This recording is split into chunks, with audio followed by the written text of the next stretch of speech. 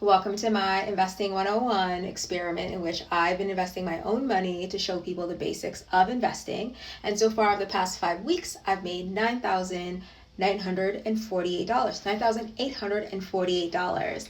Now, the two most common questions I tend to get asked about investing are one, like how to get started day trading, and two, like what is the tax strategy? And to me, I believe those questions are very much so interlinked because I know that the reason I don't day trade is because of my tax strategy.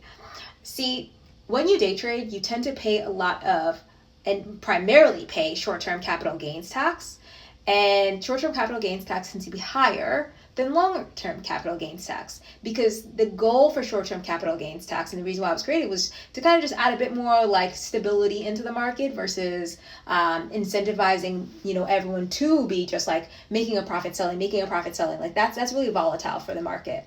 So that's one thing you have to think about. The second is that often whenever you have losses, right, and you pick up that same stock within 30 days, you don't actually get to claim those losses on your taxes. So there's not really a lot of tax advantages for day trading in general, which is why, as I said, I focus on long-term because there is long-term advantages.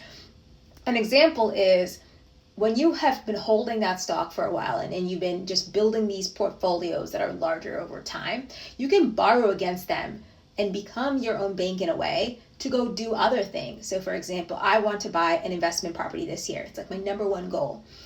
I know that if I were to go and buy a home on the market, I'm looking at an interest rate of 5 to 7%.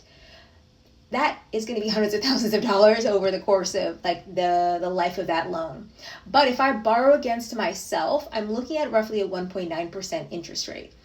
That is through something called an SBLOC or a securities-backed line of credit.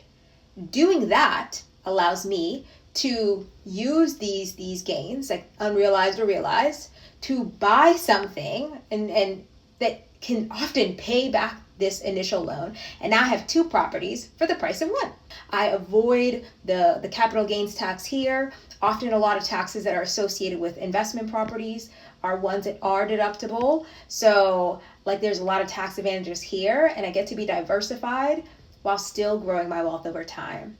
And that is why I don't day trade, and also why there's sometimes more tax advantages to not day trading. It's a little bit safer, but it also sometimes makes a lot more sense in the long run.